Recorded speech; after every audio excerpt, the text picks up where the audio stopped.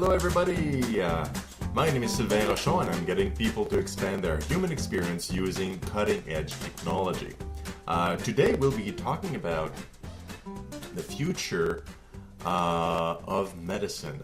This is a bit of an update because what I really love about what's going on now, we've been talking about CRISPR technology, which is gene editing. We've been talking about a lot of new technologies that where we're trying to avoid medicine. We're using bacteria, we're using viruses, we're using all sorts of naturally occurring biological molecules or organisms to deliver medicine very, very specifically so that you reduce the doses a whole lot. Or sometimes just using biology in a very innovative way to make a body heal, to do different effects that are beneficial for a patient. Now, what I want to talk about now is how we're using stem cells in research and potentially in human trials very, very quickly, very soon, in fact, to heal and to do a variety of things, in fact. And I've posted my blog again. My blog is below in the description. We're able to reprogram stem cells, for example, or program even some normal cells that are not even stem cells, like epithelial cells, which are skin cells, to transform themselves into a different tissue. Because what happens sometimes for certain conditions that your certain tissues or certain cells in certain parts of your body are injured or are missing, and they were taken out for some reason.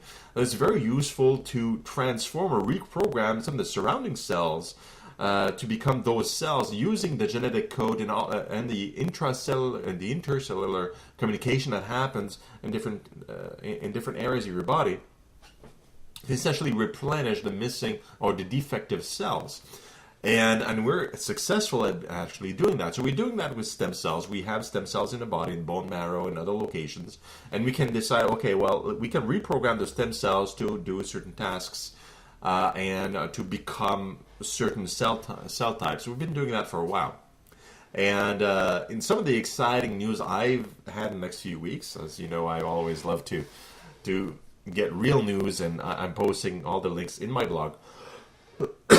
In this case, it's essentially a technique to deal, and this is very successful according to the trials with animals, where you're able to, no, actually, this one was done with humans.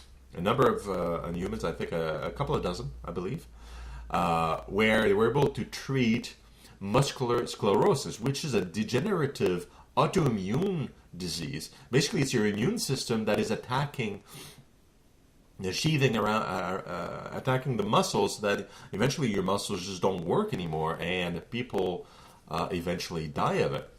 And what they did is that they were able to basically kill off the immune system, which is very dangerous. One of the patients actually died from complications of that. Very dangerous, but muscular sclerosis is already deadly. It's just degenerative. It takes a little while. So you remove that, you take the stem cells from the bone marrow, you divide those stem cells that are causing the problems, because these stem cells are producing immune system cells that are causing the disease, but some of those stem cells actually are not doing that. They're actually healthy and they're working properly. So you're killing off you're taking the stem cells out, you're killing off the immune system so that it's a blank slate, so to speak. And they were able to take the stem cells that are healthy, that are producing, the right things, out of so dividing those that are healthy and those that are not. You dump those that are not healthy, that are not working properly, and reintroducing the stem cells that are proper. So essentially, you're making the blank slate, and you're reintroducing the stem cells of the person into the bone marrow, and those stem cells produce proper immune system cells that won't attack the muscles. And from the testing over a number of years, some people have the muscular sclerosis effects. The symptoms have stopped progressing completely, and some even regained some faculties that they had lost. So that's a huge thing. Because that means this is one problem, one disease, but it means we can use a similar technique for other problems where cells are misbehaving. We can just delete those that are misbehaving, keep those that are healthy, reintroduce them, reprogram them properly, and then let the body do the cellular division and replenish the stock, if you will, that way. We're also able to essentially just use stem cells, reprogramming them, putting them into where they're needed. Like in the case of arthritis, for example, we can have stem cells rebuild cartilage in the joints because arthritis is, of course, very painful and very problematic. So you can do that, and that can be done for a number of tissues eventually as well. We are experimenting using in part animal structures and human stem cells to build new organs, because eventually what we want to do is we want to be able to take cells from a normal human that needs a new a spleen or a new whatever a new kidney, and grow a kidney in the lab on the side that is made out of the same cells, so that you don't have an immune response when you do the transplant.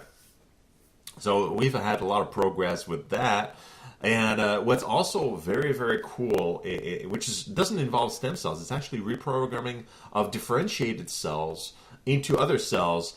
It's really a little chip, and unfortunately, I don't have the information. I was doing some research. I was trying to find how it worked exactly.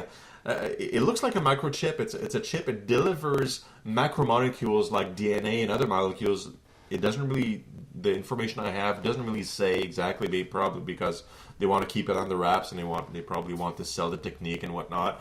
But you touch the chip to the area, like on the skin, where there's a problem. The problem may not be the skin. It could be some problems inside the body. But on the area where the skin is, and there's a diffusion of macromolecules, and over a number of days or weeks, epithelial cells, which are skin cells that are on the surface and near the problem area where there's a repair needed, differentiate and change their purpose, change tissues from skin to whatever it's needed, like adipose tissue, to circulation, like blood vessel cells, and whatever else. They even did some testing. I'm assuming it did this, not like a contact with the chip, but it's a little bit more complex, where they were able to get cells to differentiate using the chip into neurons to potentially fix neuronal loss due to stroke, for example. So you have pieces of your other cells, parts of your other cells that are transformed to neurons. And this is just a little chip, a little contact with a little electric jolt, and the body basically does the rest using the macromolecules that are diffused by the chip, which is the part we don't know very much about. They're keeping it under wraps. Very, very cool stuff, because ultimately, if you have full control of your cells, and we can kind of nudge the body to do what it wants. Even I know there's some research on limb regeneration, which is more complex but similar in line. Eventually, we may be able to actually do that, where we have a little bit like science fiction.